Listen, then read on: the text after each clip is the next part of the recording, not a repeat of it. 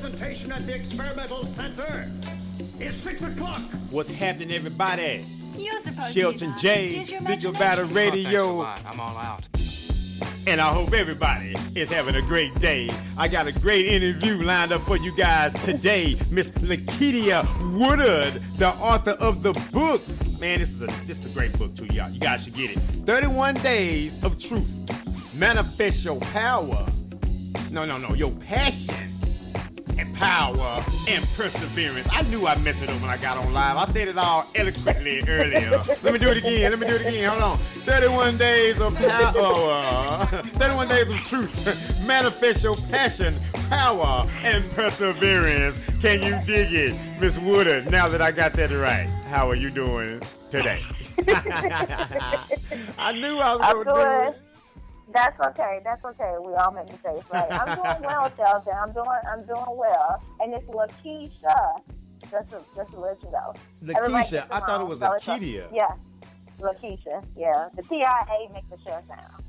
Oh, my mom was a little fancy with it. Well, what the heck? I'm so sorry. Lakeisha. I made the sure sound. I didn't put in the sh in it. My fault. My bad. I gotta go. Should have went to shush school. All right. Lakeisha Woodard, the author of the book. 31 Days of Truth. Manifest your passion, power, and perseverance. And we gonna get it right. I'm telling you, ain't no sense of moving forward if we ain't gonna do it right. I might as well not do it at all. Lakeisha, how are you today? I'm doing well. How are you, Shelton? I am excellent, man, as you can tell. Just excellent mood. Another great day in the city. Yeah. Another great interview lined up. I mean, just positive things going on, and I'm happy to talk to you so soon after your book signing. I'm feeling all your energy, and I'm loving it. I'm loving it right now. Oh, yeah, you can have it. Energy. Get that energy. Grab some of that energy over here, over there. Energy everywhere. Energy. Man, before we get into this, everything, the book and everything, or what led you to writing and all those things behind all that, please let the people know how to get a hold of you, your contact information, where to go purchase your product if they want to grab a copy of that book, and then we'll get into this interview. Absolutely. So, beautiful people that's listening right now, you can find me on Facebook at Lakitia Marie. That's capital Lakitia, capital Marie. And then on Twitter, Instagram, and YouTube, you can find me at A Sister's Truth, which is the name of my sister coaching business. And if you would like to purchase a copy of the book, you can find it on Amazon and Barnes & Noble. And the holidays are coming up. So this is an awesome book, not just for you, but your family and your friends as well. So don't just buy the book and keep it to yourself. Let's spread the love and the inspiration and the motivation, right? Mm-hmm. Let's create that sisterhood by purchasing the book for those that surround us as well. Mm-hmm. That is very, very true. And that is very, very interesting that you say that, because the message that you're spreading with your book, I guess your purpose of your book is to get people to create a habit, right? To fall into, I guess, a way of living by just using their mind. Now, I'm gonna let you go into it because I don't want to mess it up. But what was the motivation, I guess, behind the book? Well, the motivation behind the book was to just put something out there that will motivate and encourage people on a daily basis. Because let me tell you something. You know, this game that we play called life is one heck of a game. Do you hear me? So reading one Instagram post, you know, every 5 to 7 days is just not going to do it. We need to consistently embed inspiration, motivation, and encouragement into our lives on a daily basis. And so when we go through these life struggles that we face, there are common life struggles that we all go through, right? And we just doubt ourselves, you know, and we don't go after our goals. And, you know, we get, you know, unmotivated and uninspired. So with 31 Days of Truth, I am literally giving you hard truths for 31 full days that you can read early in the morning or before you go to bed at night to just reinvigorate you, to re-energize you, right, to pump you up, right? And so that's what I wanted. I wanted to be that voice that everybody needed when they needed that encouragement right before they threw in the towel.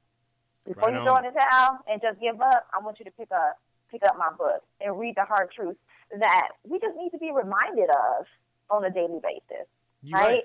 And so my book is a quick, easy to read book that leaves out all the fluff and all the theory that's hard for us to understand. I get straight to the point with my 31 Days of Truth, and I'm giving you quick, easy tips and tricks that you can implement immediately. You know, to make instant change in your life. And then I also give you examples, you know, personal examples from my life as well, because as a sister coach, you know, it's my job to provide you, you know, examples from my life experiences and my life struggles, because that's how I motivate and educate my clients, if you will, on my journey to personal growth. How important is energy?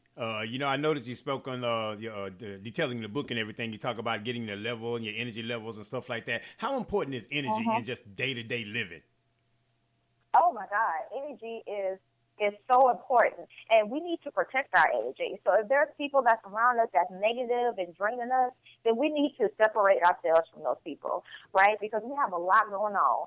As a woman, I'm a wife. I'm not a mother yet, but most of us women who are out there, we're wives, we're mothers, we're caregivers, we're nurturers. So everybody is pulling on us from each direction, right? So we have to keep our energy lows up. So there are times when we need to, you know, use our no, because there's power in our no. And I talk about that in my book. That's day 26. No, a complete sentence. Because when people are pulling you from each and every different direction, they're literally draining you.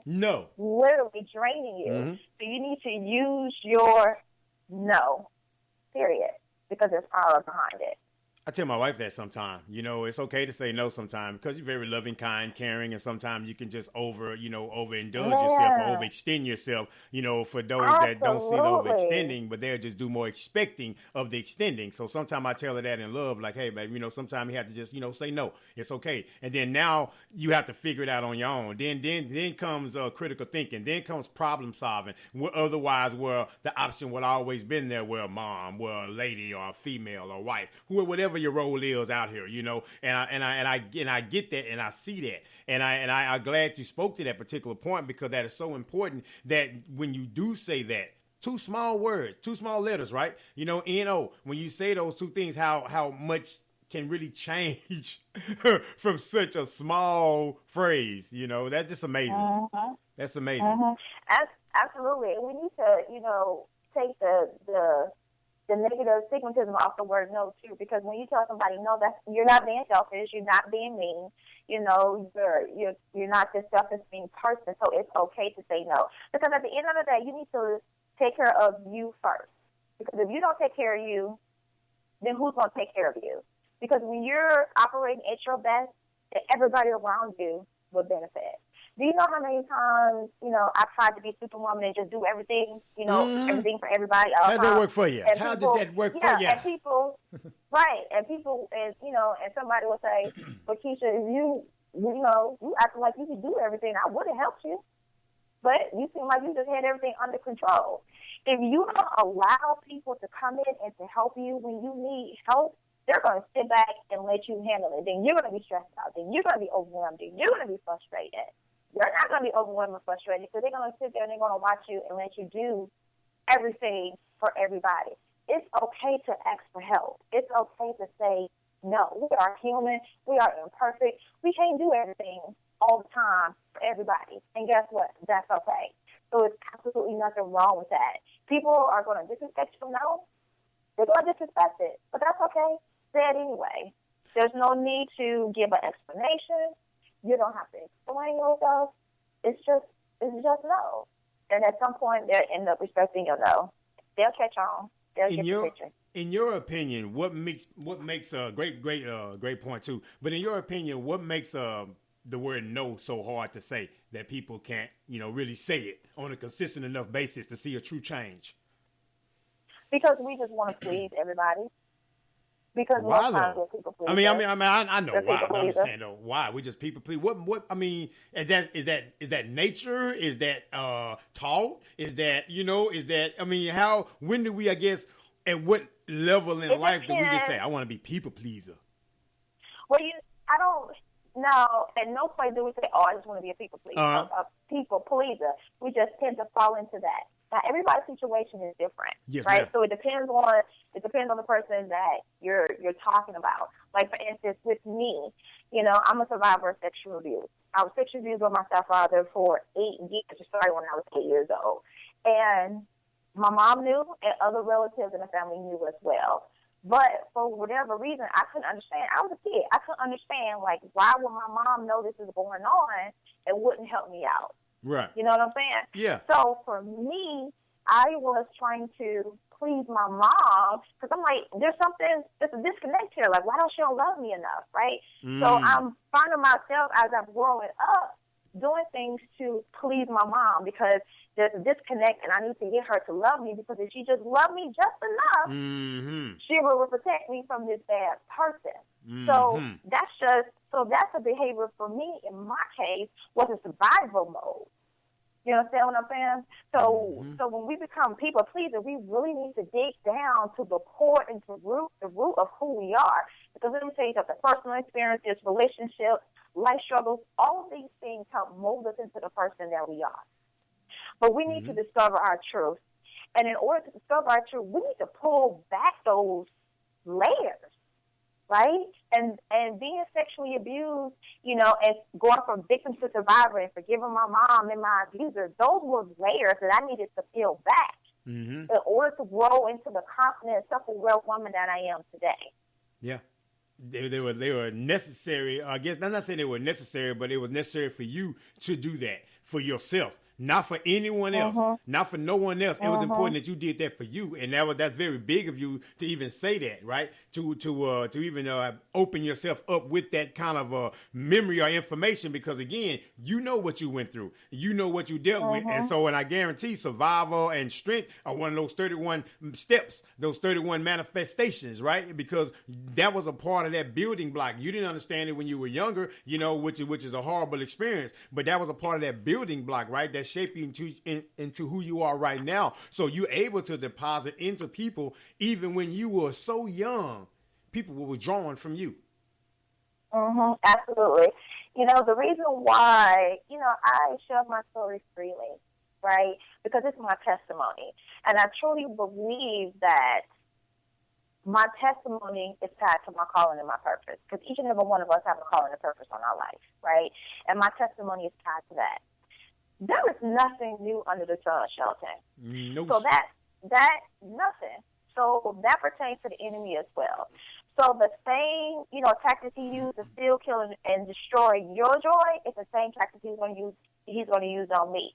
But the thing is that when you survive those tactics, that means that I can survive too. But how would I know that if you don't share your testimony with me? That's why I don't have a problem with sharing my testimony, because there are other women who can relate to exactly what I just said right now. There's going to be women and men, for that matter. Let me not forget. Yes, ma'am. And leave out my brothers, right? Who will hear that story and will find strength and courage in that story. You know, for them to go out and get the help that they need so they can go from victim to survivor. So our testimony, that's what we use to uplift another woman, right? So she can lean harder on her faith, so she can reach her breakthrough. So no, I have no qualms about sharing my personal stories and my personal testimony. That's what sets me apart from other life coaches, because I'm not just a life coach. I'm your sister in a struggle. It's my job to get down in the trenches with you, because I know from personal experiences that when you're at your low point and you don't have anyone physically to lean on, I'm not talking about spiritually, I'm talking about physically to lean on, that is a very lonely and dark place. Because when you're at your low point, you may not have your faith is tested at that point, right? But I think it would have been easier for me to have that person, that big sister, you know, someone who would get down in the trenches with me and help me to get through, you know, that time in my life. And that's what I provide my clients. And also in my book, I touch on this in my book as well, because day 4 is passion is tied to your purpose, right? It's tied to your purpose. So once we know our passion, it's going to be easy for us to understand our purpose, because we know what our purpose is. I truly believe we all know what our purpose is. We just running from it. Yes. Right? It's just hiding.